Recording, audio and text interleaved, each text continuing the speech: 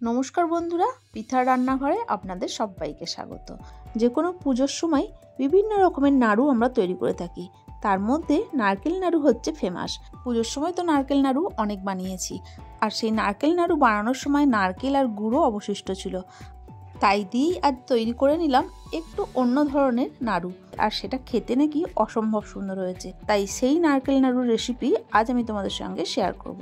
তাহলে চলো দেখে নিই আমি কিভাবে এই নারকেল নাড়ু তৈরি করি। নারকেল নাড়ু বানানোর জন্য প্রথমেই ওভেনের মধ্যে কড়াই বসিয়ে তার মধ্যে আমি এখানে 2 চামচ দিয়ে দিয়েছি নারকেল তেল, আর দিয়েছি 4টে ছোট এলাচ থেতো করে। আপনাদের কাছে যদি নারকেল তেল না থাকে তাহলে নারকেল তেলের পরিবর্তে 2 চামচ দিয়ে দেবেন গাওয়া ঘি। এলাচ আর নারকেল তেল থেকে সুন্দর গন্ধ বের হলে দিয়ে দেবো 4 চামচ সুজি। তারপর গ্যাসের ফ্লেম লো করে দিয়ে সুজি খুব ভালো করে তেলের সাথে হালকা করে ভেজে নেব। খেয়াল রাখতে হবে সুজি যেন পুড়িয়ে না যায়।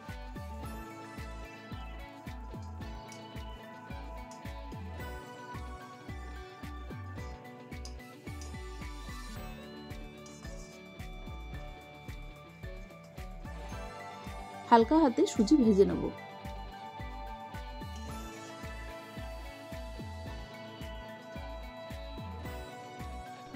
সুজি হালকা করে ভাজা হয়ে গেলে আগে থেকে যে কোরানো নারকেল ছিল সেই নারকেল এখন সুজির ওপর দিয়ে দেব।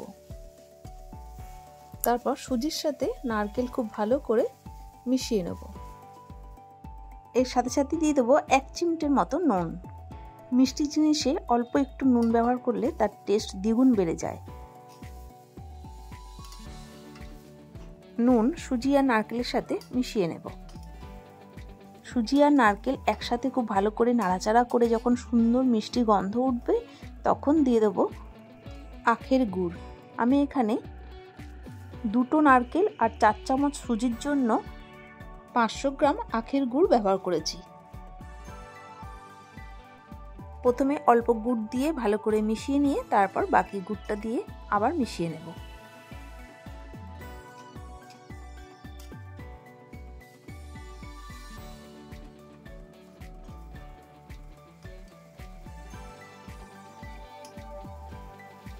এখন নারকেল গুড় একসাথে মিশিয়ে ভালো করে নাড়াচাড়া করতে করতে গুড়ের চিটচিটে ভাবটা আনতে হবে।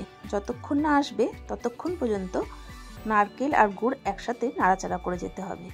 আমি একবার হাত দিয়ে দেখে নিলাম, এখনও চিটে ভাব আসেনি, তার জন্য আরও কিছুক্ষণ নাড়াচাড়া করলেই এসে যাবে। আরও কিছুক্ষণ গুড় আর নারকেল একসাথে নাড়াচাড়া করতে করতে চিটে ভাব এসে গেছে। এই পর্যায়ে দেখুন নারকেল নাড়ুর চিটে ভাব এসেছে কিনা দেখার জন্য আমি গরম অবস্থাতেই আপনাদের সামনে দেখিয়ে দিলাম। এখন সুন্দরভাবে নাড়ু পাকানো যাচ্ছে। এই পর্যায়ে গ্যাস ওভেন বন্ধ করে দিয়ে হালকা করে ঠান্ডা করে নেব। খুব বেশি ঠান্ডা করলে কিন্তু নাড়ু পাকানো যাবে না, তাই গরম অবস্থাতেই নারকেল নাড়ু পাকাতে হয়। চলুন তাহলে দেখে নিই আমি নাড়ুগুলো পাকিয়ে নিই। তাহলে দেখলেন তো সুজি দিয়ে কত সুন্দর নারকেল নাড়ু তৈরি হয়ে গেল। এই সুজি দিয়ে নারকেল নাড়ু খেতে হয়েছিল অসম্ভব টেস্টি। আপনাদের যদি আমার এই নাড়ুর রেসিপি ভালো লেগে থাকে তাহলে আপনারাও আমার মতো করে তৈরি করে নিন, আর কেমন হলো তা জানিয়ে লাইক শেয়ার কমেন্ট করে দেবেন, আর অবশ্যই সাবস্ক্রাইব করে পাশে থাকবেন। ভালো থাকবেন, সুস্থ থাকবেন। ধন্যবাদ।